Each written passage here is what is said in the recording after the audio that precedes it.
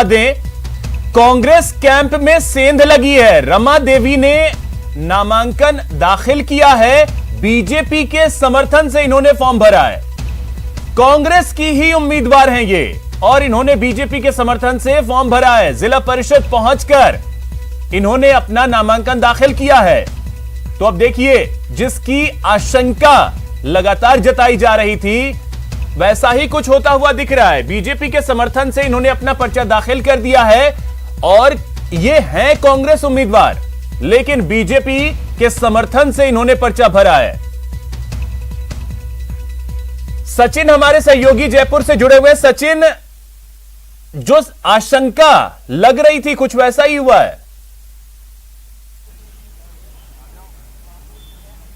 बिल्कुल ठीक है, बिल्कुल वैसा ही हुआ है। वेद प्रकाश सोलंकी जिसकी हम बात कर रहे थे, दिनेश शर्मा लगातार अपडेट दे रहे थे उस खेमे से। वेद प्रकाश सोलंकी के खेमे से मानी जाती है रमा देवी, और इन्होंने चुपचाप आके यहाँ पे फॉर्म भर दिया। अधिकतर लोग और पत्रकार ये समझते थे कि शायद बीजेपी के कैंडिडेट है, लेकिन जब बाद में खुलासा हुआ उसके बाद रमा देवी बिना किसी से बात किए यहाँ से चुपचाप निकल गई। हालांकि देखिए, दोनों ही सचिन, मैं आपके पास आ रहा हूं। दिनेश खुद इस वक्त हमारे साथ जुड़ गए। दिनेश, क्या जानकारी है? ये क्या गेम हो गया अब जयपुर में?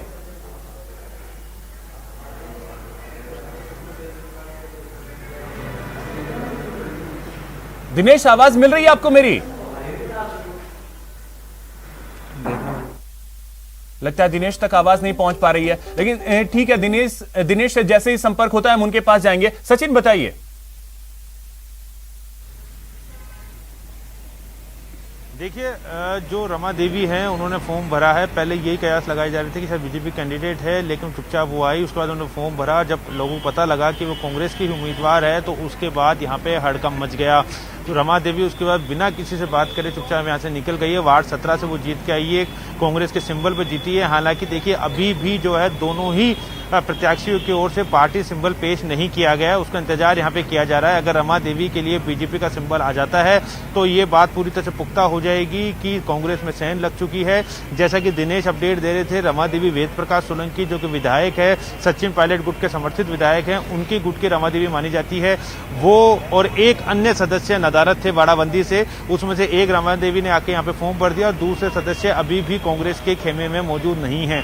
यानी बीजेपी के 24 कैंडिडेट और 2 अगर गुटबाजी होती है, 2 अगर खिलाफी करते हैं कांग्रेस से, तो 26 का बोर्ड जो है वो बीजेपी के साथ आ जाएगा। और उसके बाद बीजेपी जो है वो यहाँ पर बोर्ड बनाने में कामयाब होगी। ये टूट फूट बीजेपी यहाँ पे लगभग कर चुकी है। बताया यही जा रहा है कि बीजेपी समर्थित उम्मीदवार के तौर पर उन्होंने फॉर्म भरा है। हालांकि अभी भी हम ये साफ करना चाहेंगे कि पार्टी सिंबल दोनों की तरफ से ही पेश नहीं किया गया है, तो थोड़ा सा इंतजार करना पड़ेगा, क्योंकि जैसे ही पार्टी सिंबल आता है अगर रमा देवी के नाम से, तो बीजेपी यहाँ पर जीतती हुई दिखाई शायद दे जाएगी, क्योंकि कांग्रेस के पास फिर उम्मीदवार 25 रह जाते हैं और बोर्ड बनाने के लिए 26 सदस्यों का होना आवश्यक है, क्योंकि जयपुर जिला परिषद में 51 वार्ड है। ऐसे में बहुमत का जो आंकड़ा है वो 26 का होता है। 2 लोगों की बात सुबह से ही दिनेश कर रहे थे, लगातार हम भी बता रहे थे कि वेद प्रकाश सोलंकी गुट के 2 समर्थित सदस्य जो हैं वो बाड़ेबंदी में जो सीकर रोड पे रिसोर्ट रखा गया उसमें नहीं पहुंचे थे आज सुबह।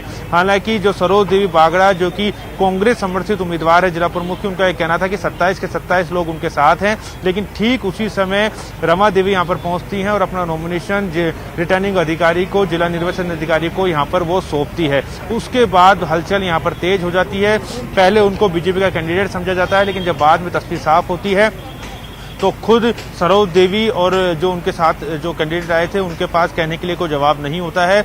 वेद प्रकाश सोलंकी, क्योंकि सचिन पायलट गुट के माने जाते हैं, दोनों ही उम्मीदवार अकेले आई थी या उनके साथ बीजेपी के कुछ सदस्य थे या कोई थे? आता हूं आपके पास। दिनेश हमारे साथ जुड़ गए। दिनेश, क्या जानकारी है रमा देवी को लेकर के? ये गेम अचानक कैसे हो गया, क्या जानकारी?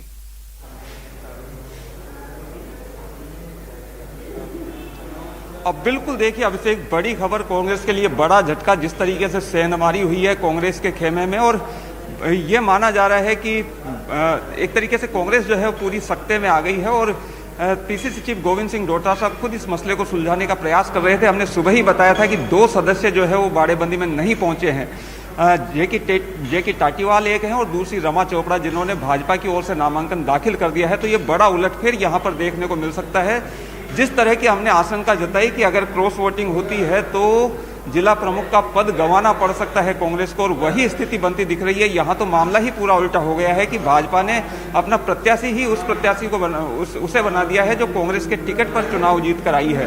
तो ये बड़ी खबर है, सियासी बड़ी हलचल, क्योंकि यह तय माना जा रहा था कि कांग्रेस जयपुर में अपना जिला प्रमुख बना लेगी, क्योंकि जयपुर जिला परिषद की अगर बात करें तो कुल 51 यहाँ पर सीटें हैं, जिनमें से 27 कांग्रेस जीत कर आई है और 24 पर भाजपा जीती है।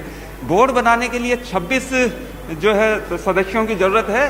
कांग्रेस के पास 27 सदस्य होते हुए भी अगर ये इस तरह की स्थिति कायम रहती है, कांग्रेस डैमेज कंट्रोल कर पाने में कामयाब नहीं हो पाती है, तो कांग्रेस को जो है वो बड़ा झटका यहाँ पर लग सकता है। और बिल्कुल एक बहुत बड़ा झटका कांग्रेस के लिए हो सकता है अगर जयपुर में बीजेपी अपना प्रमुख बना ले जाती है तो। आप सभी हमारे साथ बने रहें, यहां वक्त है एक ब्रेक का, ब्रेक के बाद जल्द लौट